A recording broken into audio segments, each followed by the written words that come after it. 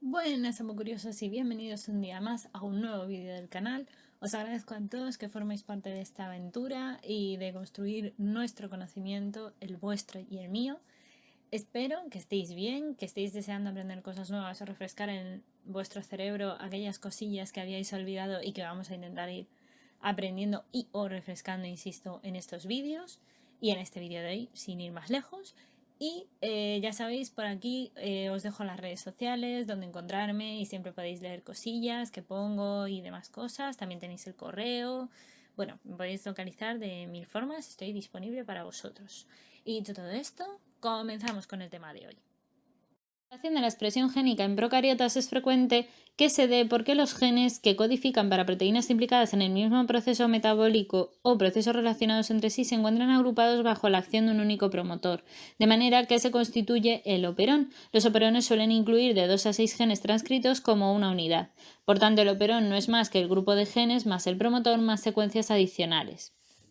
Los operones pueden ser inducibles o reprimibles. Si son inducibles, son aquellos en los que la transcripción suele estar desactivada o ha de activarse. Generalmente estos operones codifican proteínas implicadas en procesos de degradación, ya que las proteínas no son necesarias a menos que haya sustrato para degradar. Es el caso del operón lactosa de E. coli, que es induciblemente negativo, como ahora veremos. También tenemos que sean reprimibles. La opción de que sean reprimibles es cuando la transcripción generalmente está activa y algo debe suceder para inactivarla. Generalmente estos operones controlan procesos biosintéticos, como es el caso del operón triptófano en la E. coli, que es un reprimible negativo, que también ahora los vamos a ir viendo. Primero, el operón LAC de E. coli. Esta estructura del operón LAC es bastante importante y se suele utilizar como un muy buen ejemplo porque se ha estudiado muy en profundidad, pero el operón de LAC o de lactosa incluye los genes que codifican para las enzimas beta-galactosidasa, galactosidopermeasa y tiogalactosidotransacetidasa, que son 3 genes estructurales que se transcriben en un solo RNA mensajero policistrónico, en el caso de las procariotas.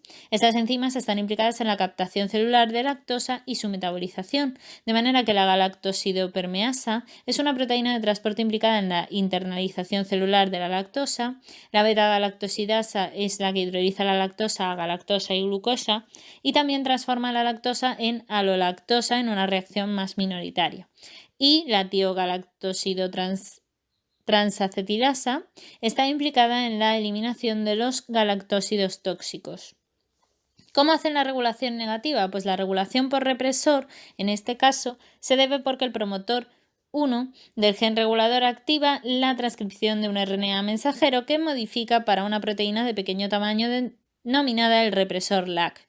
Si no hay lactosa en el medio, lo que vamos a encontrarnos es que el represor se une al operador y bloquea de esa forma la transcripción. Esto ocurre si no hay lactosa en el medio. Sin embargo, también es verdad que la transcripción no se bloquea en su totalidad porque algunas moléculas de beta-galactosidasa y de permeasa presentan actividad basal, así que 100% no se reprime del todo, pero sí que disminuye bastante la transcripción. El represor también tiene un sitio de unión para los inductores como la alolactosa que comentábamos antes, ya que la alolactosa se une al represor y disminuye la afinidad de este por el DNA, favoreciendo así la disociación del represor LAC de su sitio de unión en el operador.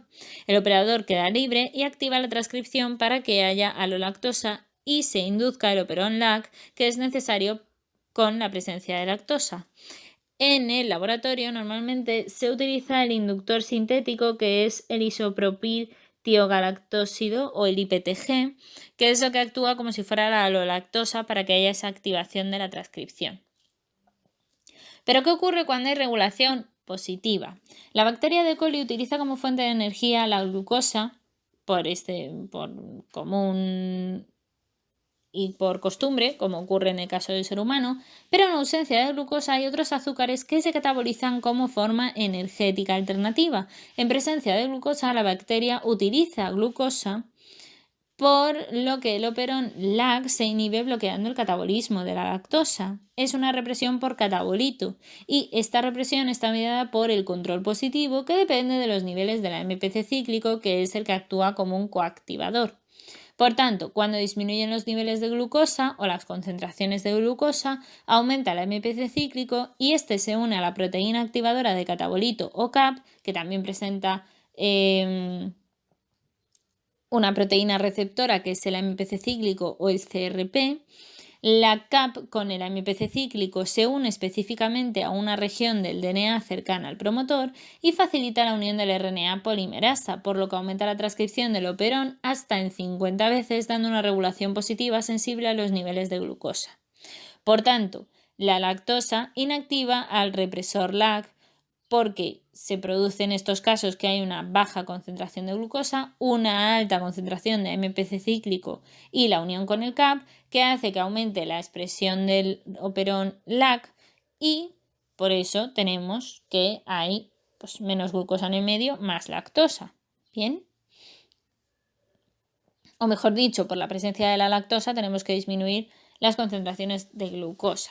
Sin embargo, cuando hay mucha concentración de glucosa, lo normal es que el AMPC cíclico, en vez de aumentar sus concentraciones, disminuya y también disminuya la unión del CAP al DNA. Por tanto, disminuye la expresión de ese operón LAC o, mejor dicho, se produce una represión del LAC.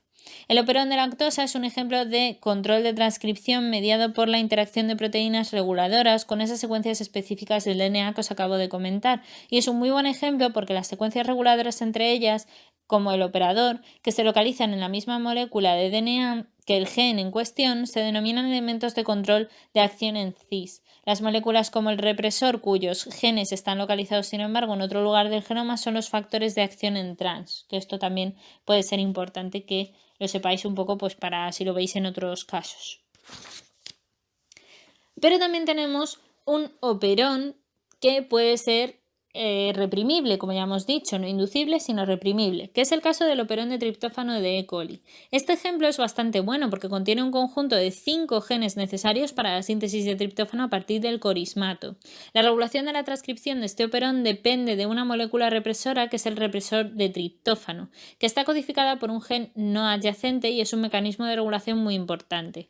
Cuando tenemos triptófano en el medio y además es abundante, el triptófano tiene un correpresor o efector que se une al represor, de manera que cuanto más represor hay, el complejo de triptófano represor se va a unir más fácilmente al operador y por tanto ese operón de triptófano va a disminuir su expresión y ese es el sitio de operador triptófano que se solapa con el promotor dando la unión del represor porque puede bloquear la unión de la RNA polimerasa que al final, como digo, lo que hace es que haya también menos transcripción de esos genes. Cuando tenemos una baja concentración de triptófano en la célula, por ejemplo, el complejo triptófano represor se tiene que disociar, por lo que el operador queda libre y eso aumenta los niveles de la transcripción.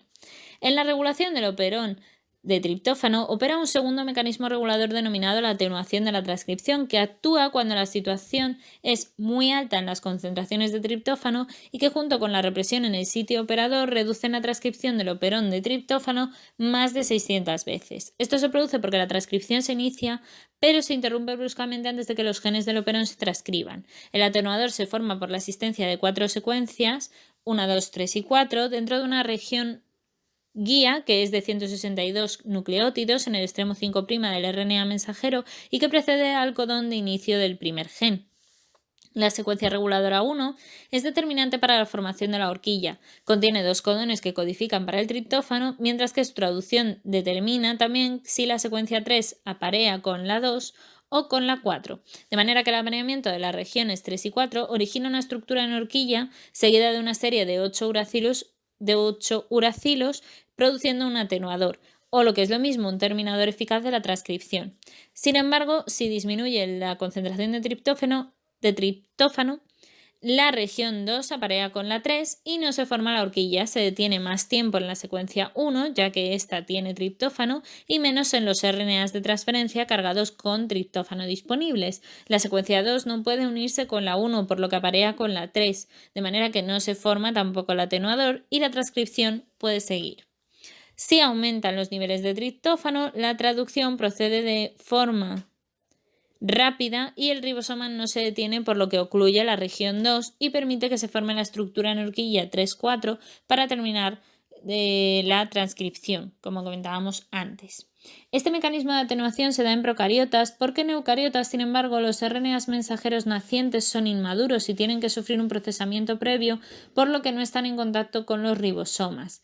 Mientras que en las procariotas, como el RNA mensajero es directamente el que se usa, comienza a traducirse antes de terminar la propia transcripción. Ya os dije que era un proceso como que iba muy encadenado, replicación, transcripción y traducción en el caso de las procariotas.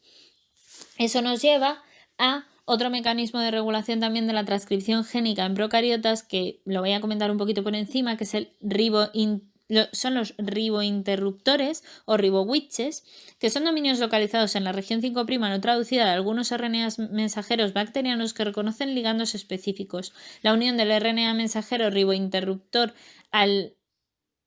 ribointerruptor que está unido al ligando provoca un cambio conformacional en el RNA mensajero. Un cambio conformacional en el RNA mensajero por generación de una estructura de terminación prematura o por oclusión al sitio de unión del ribosoma, inhibiendo la traducción en forma cis y un complejo. Un ejemplo de esto sería que se forma en los genes bacterianos que codifican enzimas que intervienen en la síntesis de la vitamina B12, de la cual ya hemos hablado. Los ribointerruptores generados in vitro se conocen como los aptámeros. También os lo digo por si os lo encontráis en algún artículo o en alguna cosa. Y hasta aquí por hoy, amo curiosos. Espero que hayáis aprendido, que os haya resultado entretenido y sobre todo, ya sabéis, darle el pulgar hacia arriba, darle a la campana, dejaros las dudas, la información que encontréis que a lo mejor yo no he puesto sobre el tema, comentarios si queréis y demás aquí en el vídeo o en redes sociales o donde queráis. Y nada, pues simplemente espero que esta pieza de Lego os haya ayudado a construir un poquito más vuestro conocimiento. Y ya sabéis, nos leemos por redes sociales, nos vemos en el próximo vídeo. Muchas gracias. Ya sabéis que podéis compartir vuestro conocimiento siempre con todo el mundo. Y nada, que la ciencia y la fuerza os acompañe.